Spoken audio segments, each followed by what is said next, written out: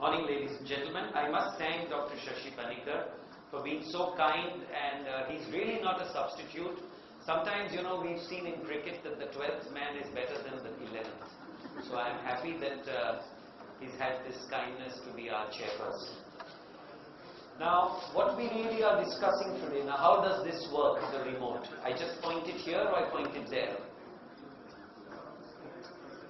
Who's in charge of this remote, please? Okay, so I point it there. I'm going to talk on this new molecule. It's not new anymore because Saroglitazar has been around for the last about 3 years and we've been researching it for a while. And this clinical journey of Saroglitazar is important if you understand that the world over there has been a drop in the CHD death rates. If you look at UK, since we had Dr. Philip Home next door, there has been a drop in the CHD rates. You look at the others, Hungary. Now Hungary is like us, a developing or a recently developed country. So maybe Hungary. And if you look at India, what has happened? There has been an upscale. The CVD and the CHD deaths have gone northwards. Everything in India increases besides the population and the inflation rate again. So, what is behind this increase in CVD rate? What you can see here is that this increase is because there is a double jeopardy. In India, we are genetically mediated. The nature and the lifestyle is urbanization, mechanization, our diet.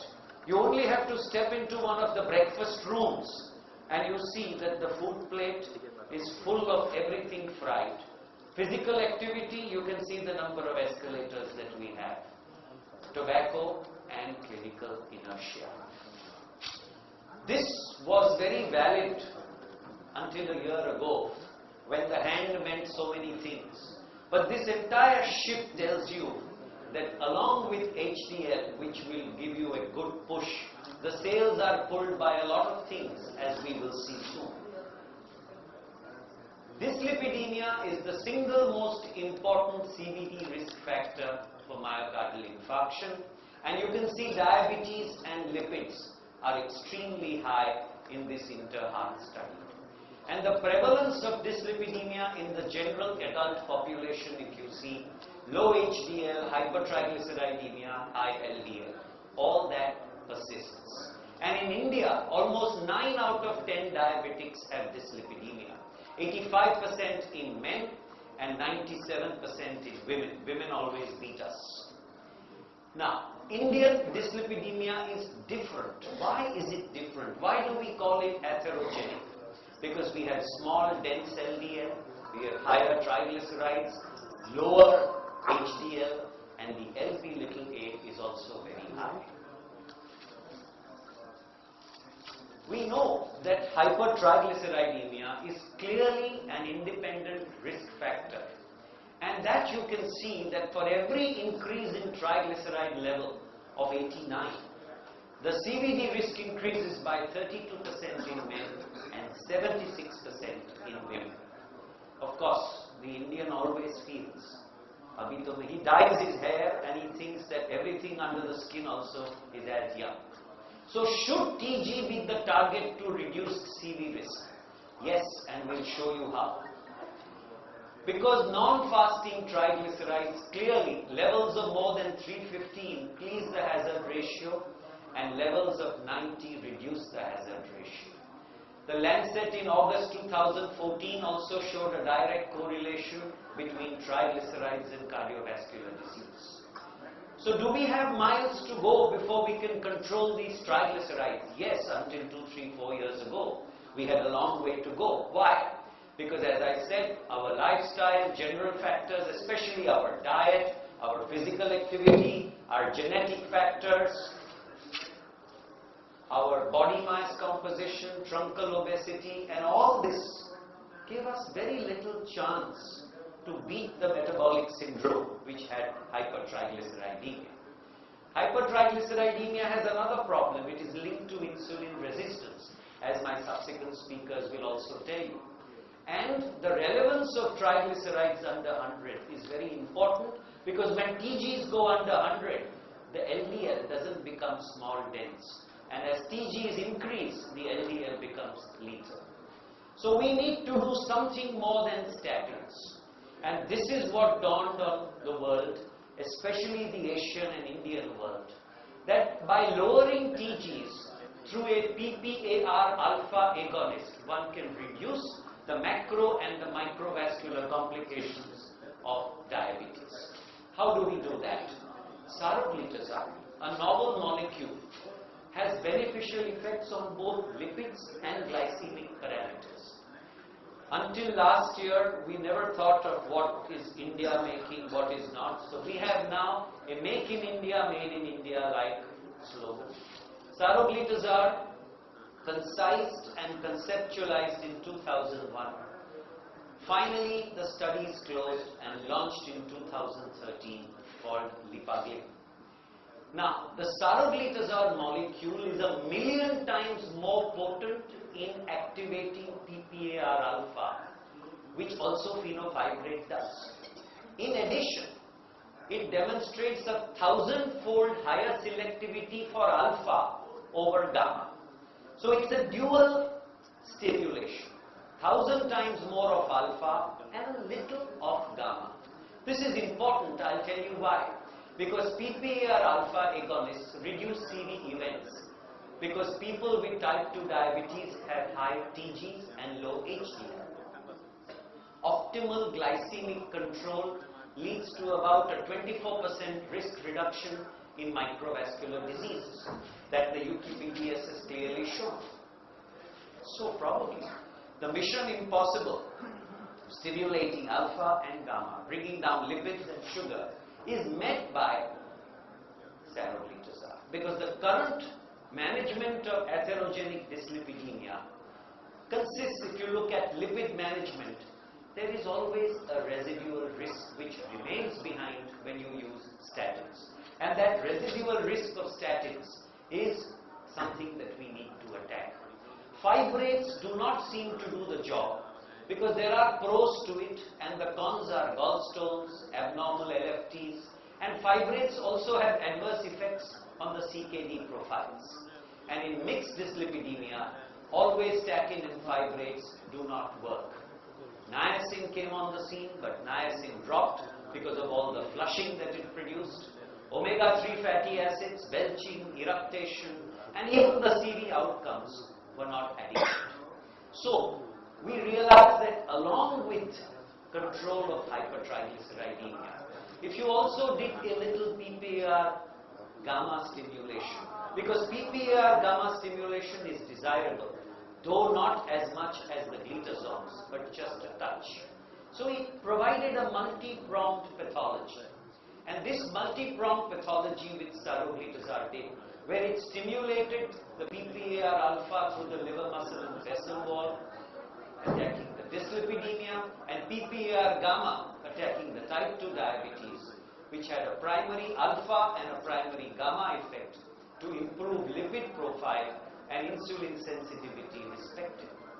So one started thinking differently, one molecule working on both, and that was important. You had metabolic syndrome, you had hypertriglyceridemia, and this is an article which was recently published March 2015, fresh out of the oven, Indian Heart Journal. It's an observational study to evaluate the safety and efficacy of Saroglitazar in Indian diabetic dyslipidemic patients. And what did this show? The objective of this study was to give this 4 milligrams once a day of Saroglitazar in clinical practice.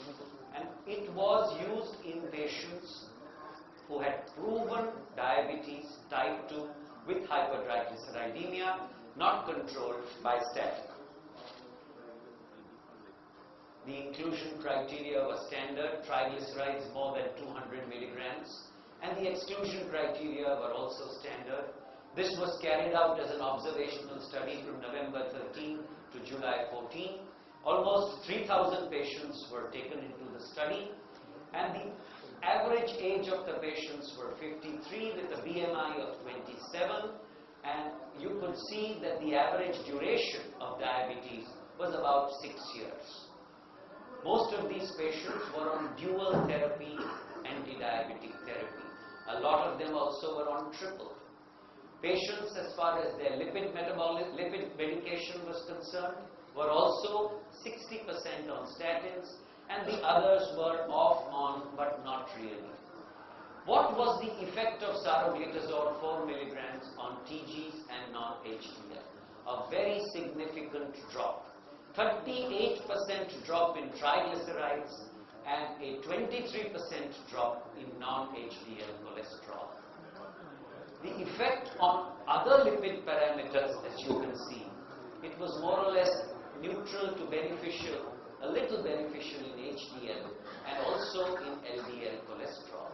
The effect on HbA1c was stupendously good, 0.9, as much as a gliptin. Today gliptins are between 0.5 to 0.9, this was 0.9, which was very good, seen in 3 months' time. What about other parameters? The glycemic parameters, the fasting sugar came down, the post-lunch sugar came down. This was seen in 3 months' time, indicating that the gamma stimulation, though small, was potent. What about body weight? Today, every new diabetic drug has 2 accompaniments, cardiovascular safety and what it does to body weight. The US and the world over, everybody has this fetish. Saroglitazar administration did not lead to weight gain, as against the other glitazones, which are different from the glitazars. There was no weight gain here. And therefore, this Make in India became a Made in India story, because this drug soon started getting black marketed in the African and other Asian countries, because it was not yet available there. It's still probably under review and soon get available. This is another study, an observational study presented in Nature, scientific reports of parameters on Indian patients with type 2 diabetes. Again, the methodology was similar. It was a 14-week study, 4 milligrams Saroglitazar, observing the glycemic and lipid parameters. And this was to watch the effects on triglycerides and A1C. The effect on triglyceride was phenomenal, 56%. The effect on A1C also 1.13%. So the Indian Heart Journal and the Nature study more or less were in confluence, that there was a very substantial drop in both these parameters. Even the other lipid parameters, everything was favorable. LDL, HDL and other, 31% reduction in non-HDL, 22% reduction in LDL, and of course the reduction in total cholesterol. This was important because the fasting and post-lunch also saw the same kind of drop as the other study. What about its other important pleiotropic actions which one wanted to look for? Besides the absolute A1C reduction of about 1%, which was seen when diabetic medication was not modified, the kidney and the liver function and the body weight. As you will see here, it did nothing significant to the kidney. In fact, it improved liver function, telling you that the hypothesis of PPAR gamma stimulation, where there is mobilization of liver fat, all the fatty liver which is stored is mobilized, which is a part of fatty liver, which is a part of metabolic syndrome. Then mobilization occurred and body weight remained neutral. So kidney, liver and body weight, which was very important. So what is the safety and the efficacy of Saroglitazar? If you see this 18-month clinical journey of use in patients, of course I used it in the clinical study, and in the clinical study we had very, very good results. So therefore it got launched, and if you see in the 18-month study here, it is safe. No serious adverse events reported till date. The efficacy, very significant reduction in TG, LDL and HDL. We've been fighting for our diabetics who are on optimum doses of statins Today all of us follow the modified ADA criteria. Keep the LDL between 65 and 70. Optimize the statin dose. His A1C is 7.2. But his damn triglycerides don't seem to come down. 220, 270. In some of the Indians, 300. How do you attack it? You give them fenofibrate. In India, they will marry apples to carrots. So you have statin with fenofibrate in every possible combination. But still it doesn't work. When you use Saroglitazar, it helps. It significantly improves HDL. There's an improvement in the glycemic parameters. You're scared to give one of the glitazones because of water retention, edema, weight gain, etc. Here, you are only touching on the PPAR gamma.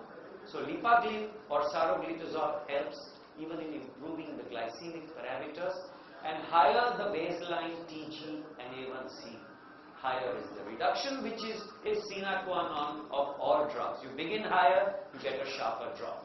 Important, no edema, no weight gain. So, you can see that this is the right fit in a diabetic patient, because this diabetic patient is fighting both cholesterol, triglycerides, and is fighting inadequate control. So probably in the autumn of life, a patient who has got so much of atherogenic dyslipidemia gets a spring in his step, and you then find that this Indian molecule has a finger on the pulse as far as the patient is concerned, and it helps you clinically to write one drug working on two metabolic pathways. Thank you for your attention. I will be happy to take questions.